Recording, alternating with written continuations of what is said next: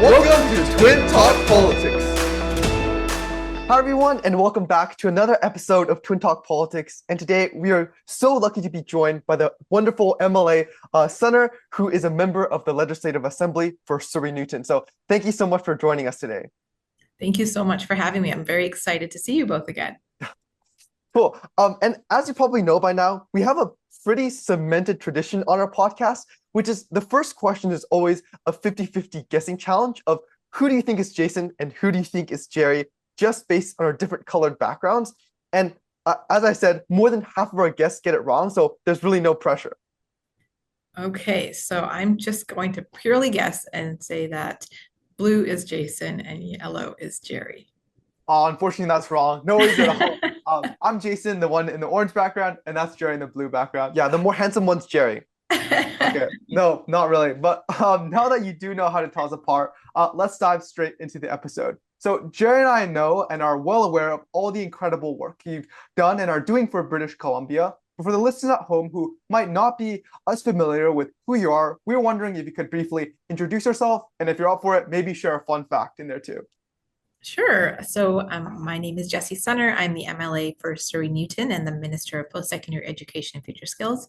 I was elected in this past election in October of 2024. And previous to that, I was a lawyer, a labor and human rights lawyer for the Hospital Employees Union, where I helped to fight for workers that represent over 50,000 workers across British Columbia in our healthcare system. So it's a wonderful position, and I really got involved in this kind of work because I think it's really important that we have people from different backgrounds, different ages, and representing different thoughts in our legislature, because the decisions we're making are going to affect people of all ages. So it's really important that we create space there for everyone. And that was a big reason. And I'm really excited to represent my community and also get to work for everyone in British Columbia in the area of post-secondary education.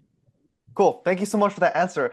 And just talking a little bit more about the idea of representing, everyone, we specifically wanted to ask you a little bit more about youth. So our second question comes in two parts. Firstly, we're wondering, what do you think are the most pressing problems concerning youth in BC as a whole right now? And secondly, what do you think are the most paramount issues for youth in your own constituency of Surrey-Newton? Yeah, so I do think that these, it can be a bit of the one and the same, whether it's in Surrey-Newton or across British Columbia. And I think a big thing for youth right now is ensuring that there's a lot of big decisions that youth are making in their lives right now, and they want to be ensured that when you look at cost of living, when we look at affordability across the province, looking at things like, how can they afford to live here and continue to grow their own families and grow up in communities where their families raised them.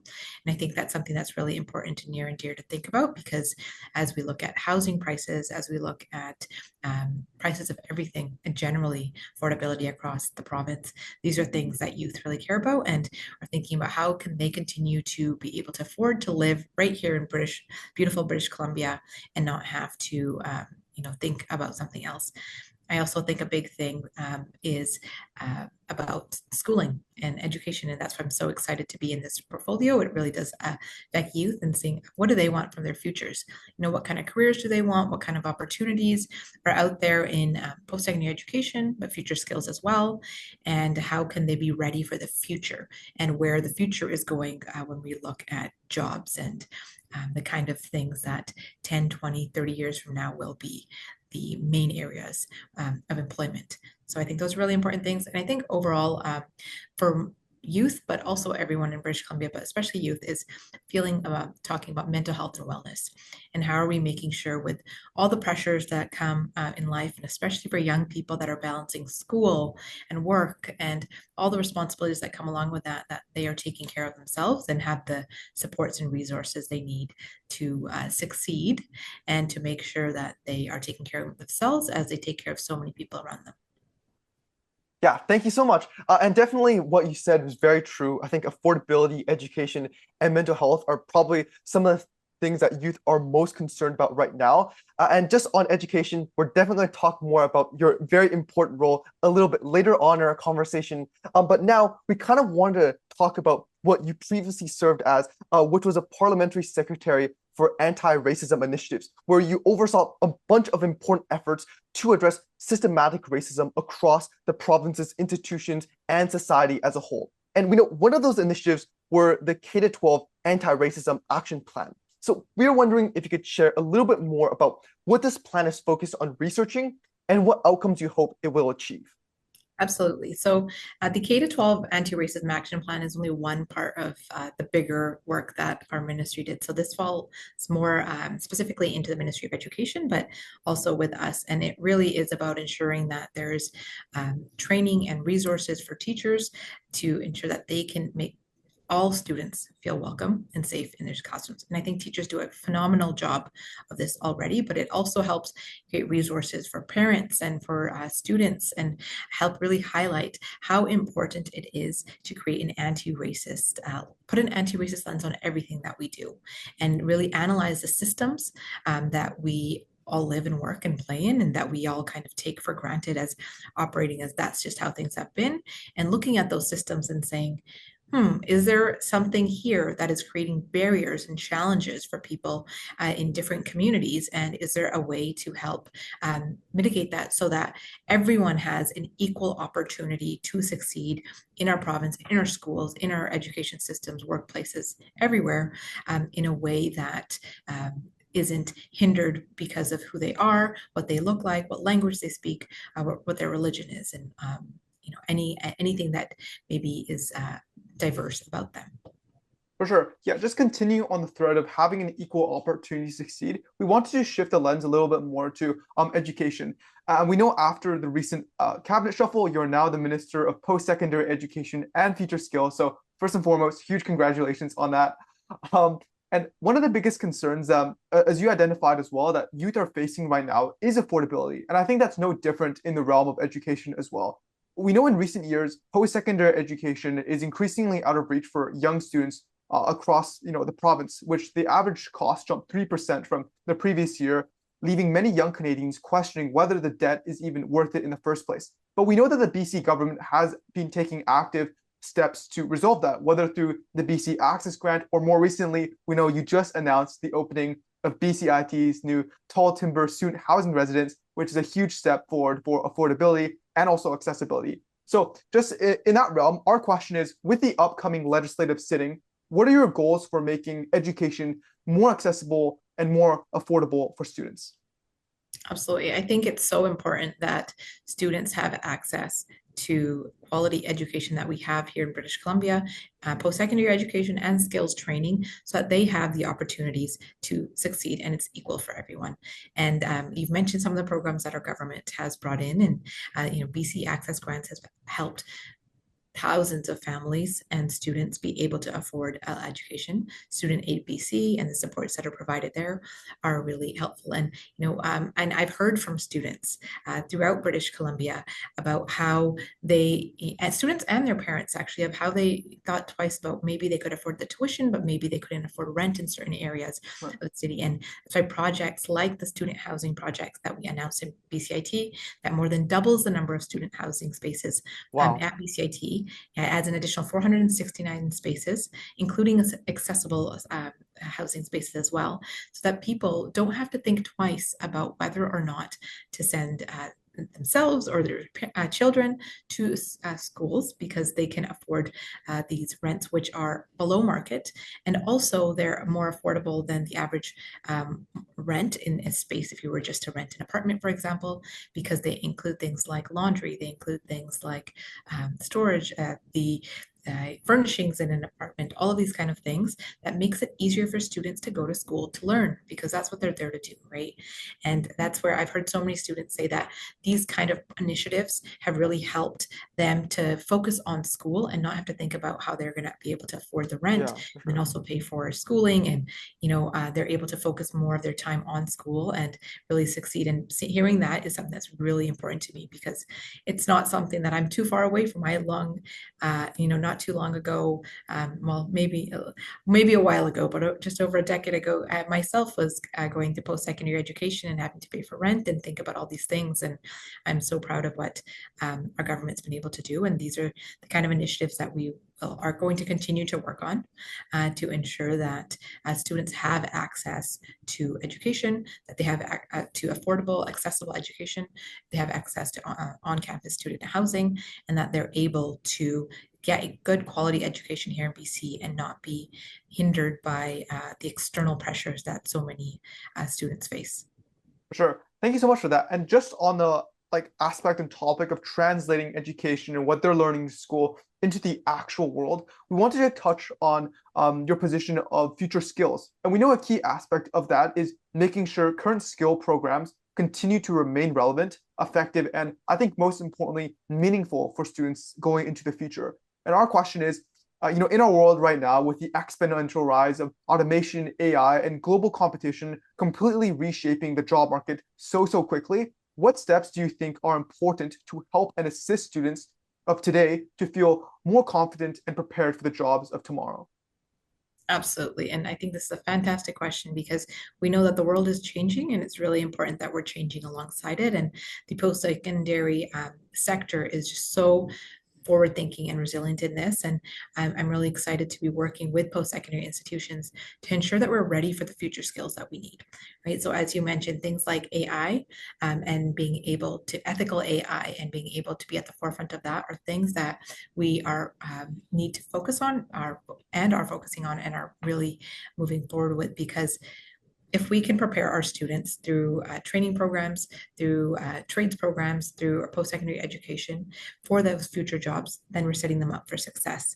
And that is something that in my ministry for myself is really important, that we are being forward-thinking and that we are looking at where are the jobs of tomorrow going to be, where are the careers of tomorrow going to be, and very lucky to have partners in post-secondary educations throughout British Columbia that are working with us to create the programs that do this work. And I think young people are absolutely so smart and resilient and ahead of all of these trends, and a lot of the ideas come from them, right? So even if you look at the job market, the way that young people have been able to succeed and make money, it may not even be in traditional jobs that we saw our parents having or grandparents having, and recognizing that and seeing where young people say, and I think an example of that is things like social media marketing and these kind of spaces that didn't exist previously. But by looking at where things are going, we're able to bring that into post-secondary education and into marketing programs and business programs.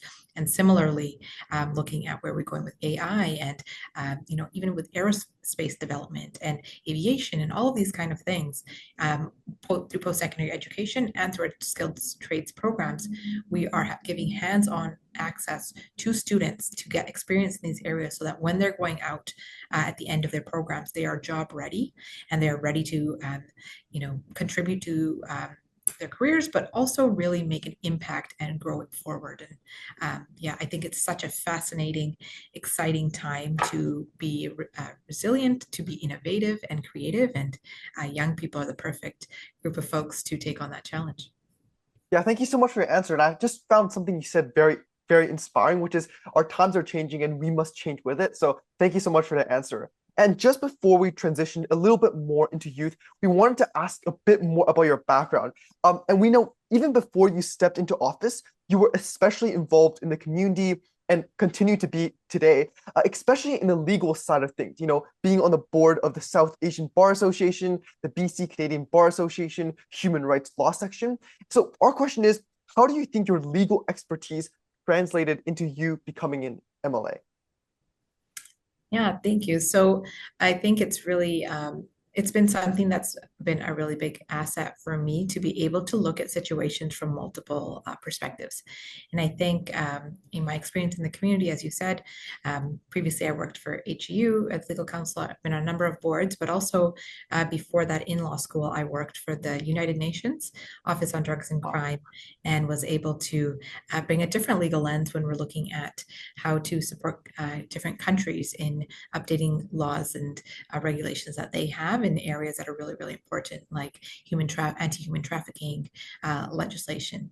And all these kind of experiences, what it taught me is to be able to look at any situation from a multiple level multiple views, because if you're ever looking at something only one way, there's always another perspective. And I think it really helps in the political space as well to be able to look at a situation and say, how can we tackle this from many different ways? And it's really helped. That's been something that's been really helpful for me. And I think also being in the legal space, what I was able to do was to help advocate and fight for people, fight for workers each and every day. And that advocacy piece is something that I take with me into everything that I do in politics as well, because even if you are already in politics, you need to continue to advocate for things that are important in our communities, like affordability, like justice, like ensuring that the needs of our community are met. And I'm very lucky to be able to do that and use the skills that I have to advocate for folks. Sure, I think that multi-lens aspect and your ability to advocate really shines through, and it's such a useful and helpful asset in office as well. So thank you for that. Just shifting a little bit into the section of youth, we know in recent years there unfortunately has been a significant decline in youth engagement, evidenced by less youth coming up and saying what they believe in, or just less youth showing up at polls generally. So our question is, in your opinion, in what aspects or in what ways can the youth become more engaged and more involved within the political sphere? Absolutely. And I think it's really important because the decisions that we're making in political spaces today are going to affect people for decades to come. And the ones that will be most affected by those decisions are the youth of today. So I think it's really important. And one of the reasons why I chose to get involved in politics is to make sure, all the decisions we were making are affecting me. Or these are things for myself and folks younger than me that are going to affect them today, tomorrow, and to the future. So why would you not want to be a part of the decisions that are being made there? And I think it's important for youth. Youth are very vibrant, resilient, and very smart. And they know what things are important to them. And, things like climate change, things like affordability, things like education, these things are important. And it's, we have those conversations. I think it's important to start having more of those conversations together, and to know that really take that every single decision that's made in our own lives every day is affected by politics in some way. So it's important to be a part of that. So for myself, I'd really like to help engage students and youth into things like youth councils, and bringing that young perspective forward so that they can bring ideas to me and I can take those forward. Yeah, and just jumping on that, and before we get into the final and fun question of our interview, we're just wondering if you could give one quick piece of advice to all young Canadians right now. What would that advice be? Absolutely. I think, to all young people across BC and across Canada, we know that it's there's a lot of things that you are dealing with every single day. There's a lot of burdens and pressures that you're dealing with in every single day of your life, and balancing school and work and family obligations and friend obligations, and really looking at how to, as we said, be able to succeed here in British Columbia and Canada. And I just want you to know that these are things that we are here to support you on, and we will you are the voice that can help take these matters forward in a really positive way. And, you're not the leaders of tomorrow, you're the leaders of today. And you truly are the ones that will help make the changes that we need in our province and in our country. And I encourage you all to get involved at political levels, whether it's from your schools to municipal, federal, provincial, whatever it is.